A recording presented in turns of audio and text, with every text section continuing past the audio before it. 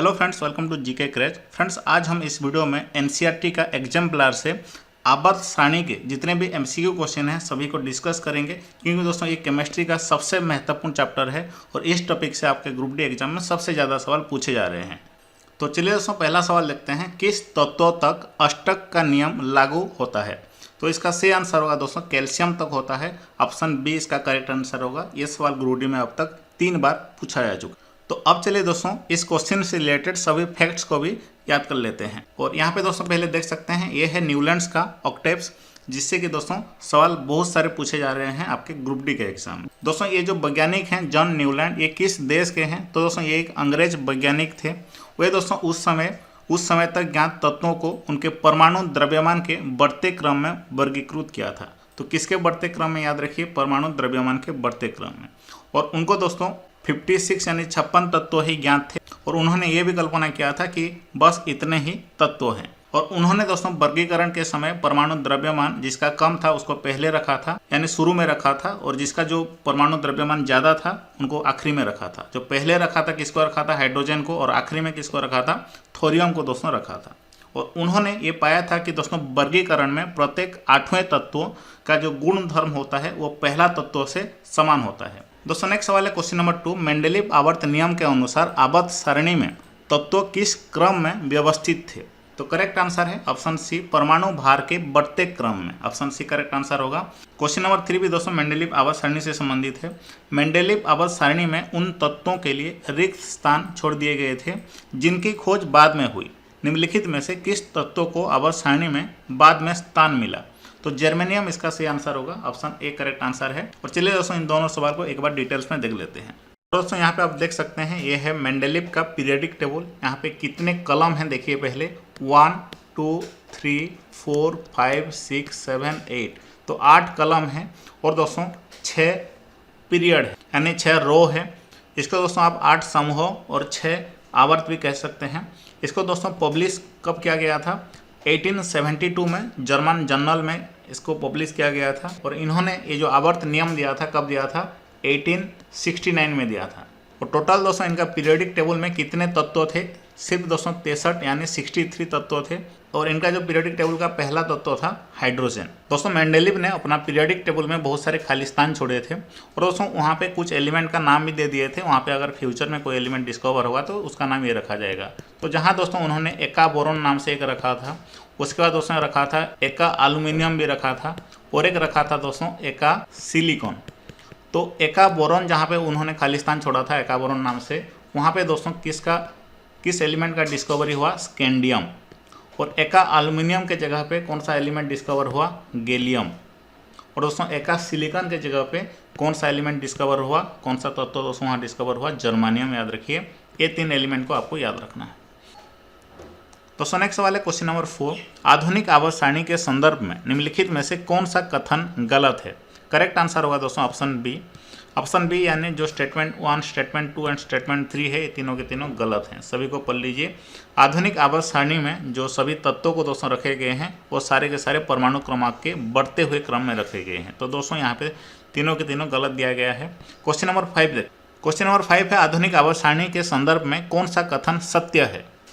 तो कौन सा कथन सत्य है? देखिए, इनमें 18 ऊर्ध्वाधर कलम हैं जिन्हें समूह कहा जाता है। ये सत्य है। ऑप्शन सी इसका सही आंसर होगा। और बाकी के दोस्तों यहाँ पे गलत लिखे गए हैं। और आगे बढ़ने से पहले दोस्तों एक महत्वपूर्ण सूचना, इन सभी क्वेश्चन को यानी एनसीईआरटी एग्जाम्पलर का सभी क्वेश्चन को हमारा एप्लीकेशन में ऐड कर दिया जाएगा आज शाम तक। केमिस्ट्री के दोस्तों जितने भी चैप्टर हैं, बायोलॉजी के जितने भी चैप्टर हैं और फिजिक्स के जितने भी चैप्टर हैं, सभी को दोस्तों क्विज के फॉर्मेट में हमारा एप्लीकेशन में मिल जाएगा।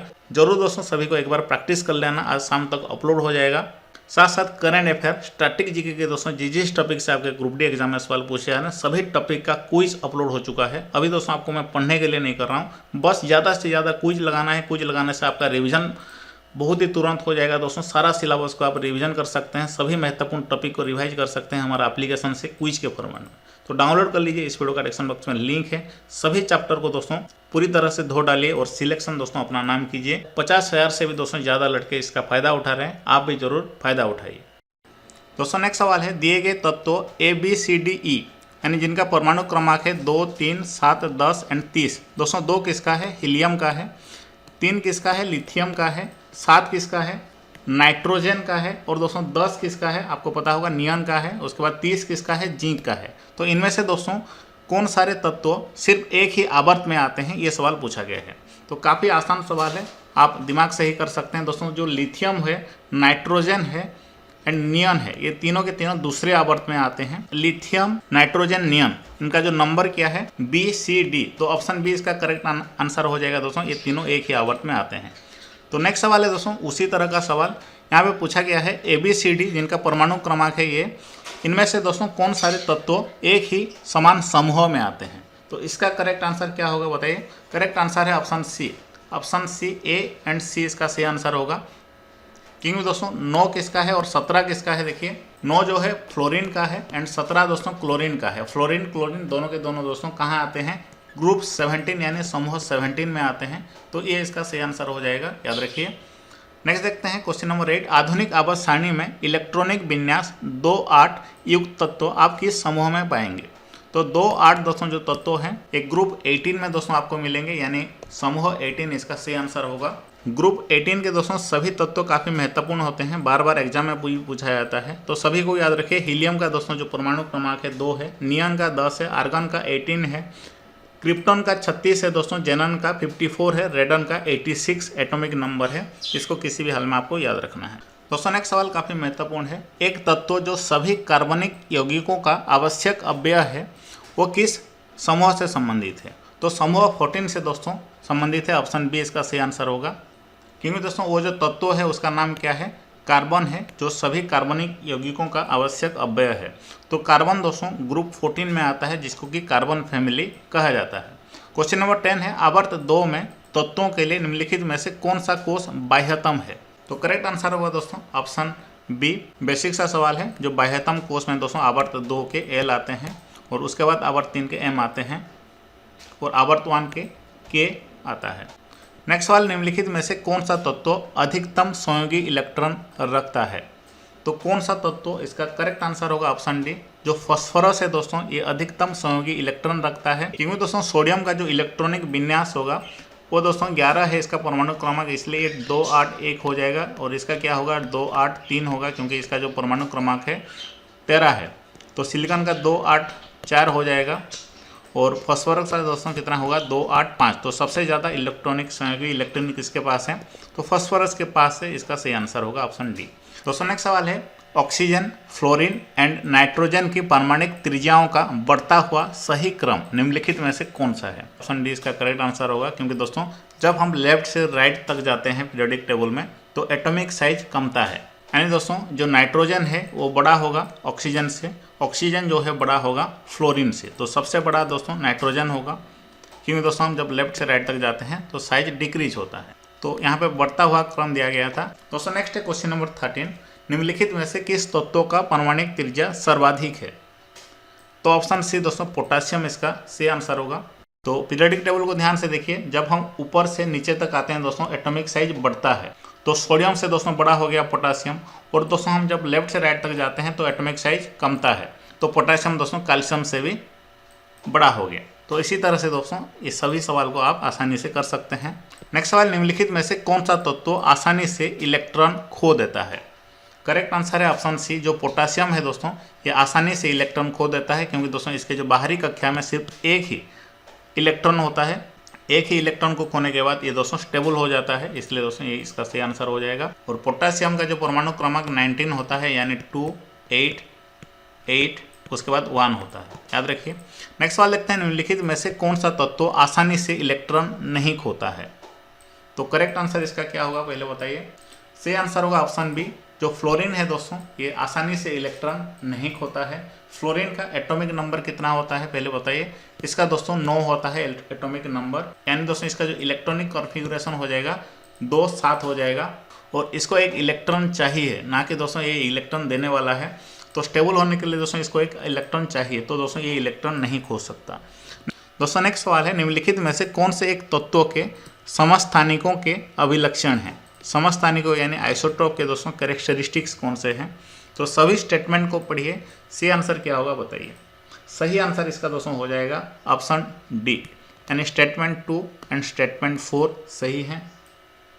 एक तत्व के समस्थानिकों के परमाणु क्रमांक समान होते हैं और इनका जो रासायनिक गुण भी समान होते हैं। निम्नलिखित तत्वों को उनके धात्विक गुणों के घटते हुए क्रम में व्यवस्थित कीजिए। और यहाँ पे दोस्तों देख सकते हैं जो मेटालिक कैरेक्टर है वो दोस्तों इस तरफ जो है ये सबसे कम होता है और इस तरफ दोस्तों सबसे ज़्यादा होता है। तो मेटालिक कैरेक्टर का बढ़ता हुआ क्रम और नॉन मेटालिक यानी अधात्विक और धात्विक कैरेक्टर का घटता हुआ क्रम यहाँ पे आप देख सकते हैं। कहा जाए तो दोस्तों इस तरफ जो होते हैं, जो पी ब्लॉक के तरफ सभी अधातु रहते हैं और इस तरफ दोस्तों सभी धातु रहते हैं।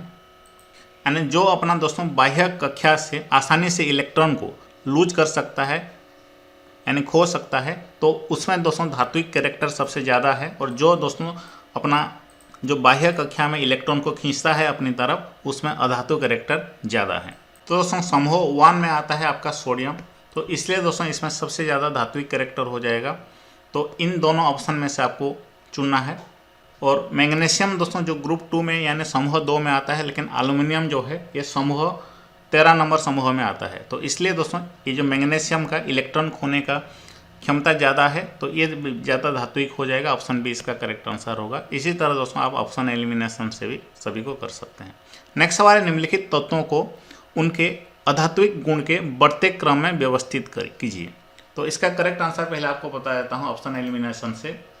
ऑप्शन बी दोस्तों इसका करेक्ट आंसर होगा, क्योंकि दोस्तों सबसे ज़्यादा जो अधात्विक कैरेक्टर वो फ्लोरीन में होगा, क्योंकि दोस्तों ये आता है आपका ग्रुप 17 में आता है। और बाकी के जो हैं दोस्तों लिथियम, ये तो ग्रुप 1 में आता है। तो सबसे ज़्यादा धात्विक कैरेक्टर यहाँ पे है, अधात्विक कैरेक्टर नहीं है। तो ऑप्शन बी इसका सही आंसर होगा। ऑप्शन से ही आप कर सकते हैं। नेक्स्ट सवाल है, एका एल्यूमिनियम किस प्रकार का ऑक्साइड बनाता है? तो एका एल्यूमिनियम दोस्तों किस प्रकार का ऑक्साइड बनाता है? करेक्ट आंसर है इसका ऑप्शन सी E2O3। नेक्स्ट सवाल है, 3 तत्वों बोरॉन, सिलिकॉन एंड जर्मानियम ये क्या है? तो बोरॉन, सिलिकॉन, जर्मानियम दोस्तों ये क्या है? करेक्ट आंसर है ऑप्शन सी, ये सब उपधातुएं हैं। हमारा पीरियोडिक टेबल में दोस्तों सिर्फ 6 महत्वपूर्ण उपधातु हैं, सभी को आपको पूरी तरह से याद रखना है। पहला है दोस्तों बोरॉन, दूसरा है सिलिकॉन, उसके बाद तीसरा है जर्मानियम, उसके बाद दोस्तों आर्सेनिक एंड एंटीमोनी। नेक्स्ट दोस्तों याद रखना है टेलुरियम। ये 6 महत्वपूर्ण उपधातु हैं, इनसे दोस्तों बार बार एग्जाम में पूछा जाता है। नेक्स्ट सवाल है, निम्नलिखित में से कौन सा तत्व अम्लीय ऑक्साइड बनाता है? करेक्ट आंसर है दोस्तों परमाणु क्रमांक 7 युक्त तत्व, क्योंकि दोस्तों इनका जो बाहरी कक्षा है इसको 1 इलेक्ट्रॉन चाहिए स्टेबल होने के लिए, और दोस्तों उस इलेक्ट्रॉन को ये अट्रैक्ट करेगा तो अम्लीय ऑक्साइड बन जाएगा। आसानी से ये अम्लीय ऑक्साइड बना सकता है। नेक्स्ट सवाल है, परमाणु क्रमांक 14 वाला तत्व कठोर है तथा अम्लीय ऑक्साइड एवं एक सहसंयोग हैलाइड बनाता है। यह तत्व निम्नलिखित में से किस वर्ग में स्थित है?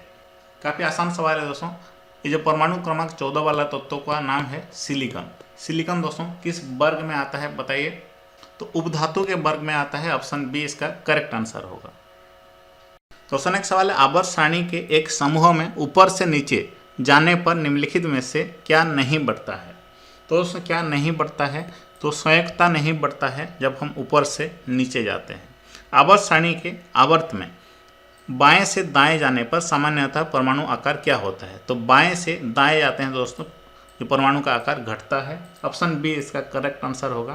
क्वेश्चन नंबर 26 देखते हैं, जो कि आखिरी सवाल है। निम्नलिखित में से तत्वों का कौन सा समूह धात्विक गुणों के बढ़ते हुए क्रम में लिखा गया है?